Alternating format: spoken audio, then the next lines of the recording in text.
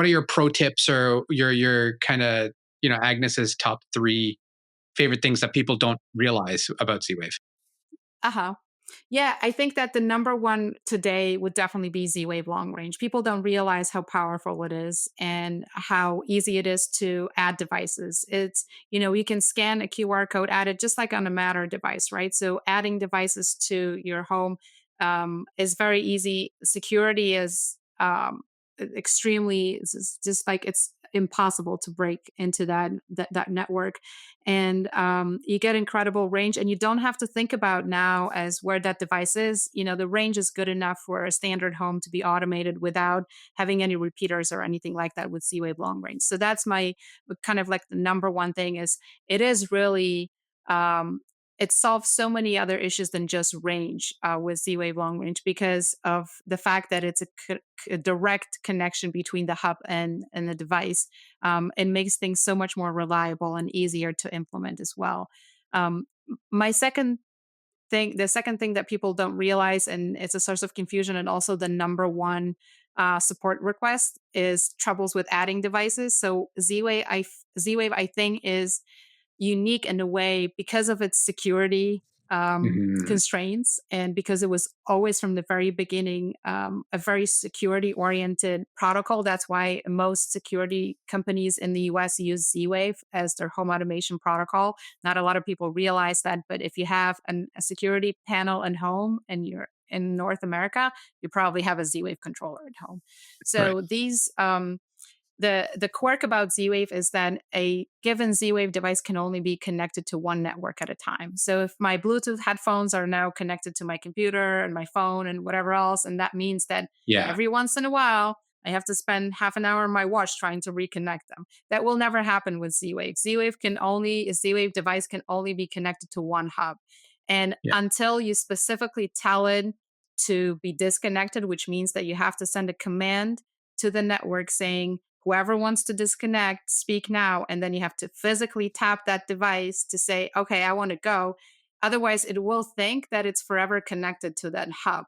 And so Right. that's an extremely secure way to manage a network, but it could be annoying on the user side, right? Because the most common inquiry again is people saying, I can't add it to my network. I tried everything. And then we say, well, try exclusion. And then they say, it was never included. Why would I try excluding it? And then we have to explain that this is Z-Wave. It's like resetting a device, but from a Z-Wave standpoint. So sometimes, trying to add a device, it thinks it's added, but it's not displaying. It's somewhere in limbo there. So you have to exclude it. So try to remember if when you're setting up Z-Wave devices that the best way to troubleshoot the pairing process is by initiating exclusion and trying to remove it first because it's possible that it's already added but it's not displaying or it was previously added to a network and it was never unlinked. So that's the number one troubleshooting thing.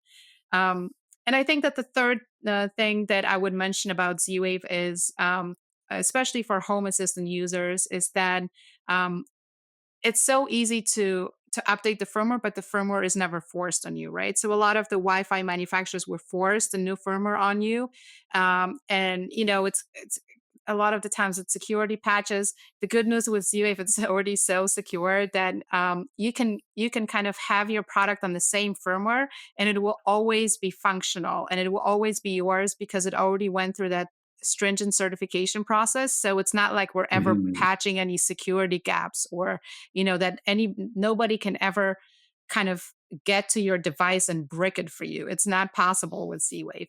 What Right. we're doing with over-the-air firmware updates is we're adding new features. Usually there's some small bugs maybe with kind of like very niche use cases that get uncovered later after production.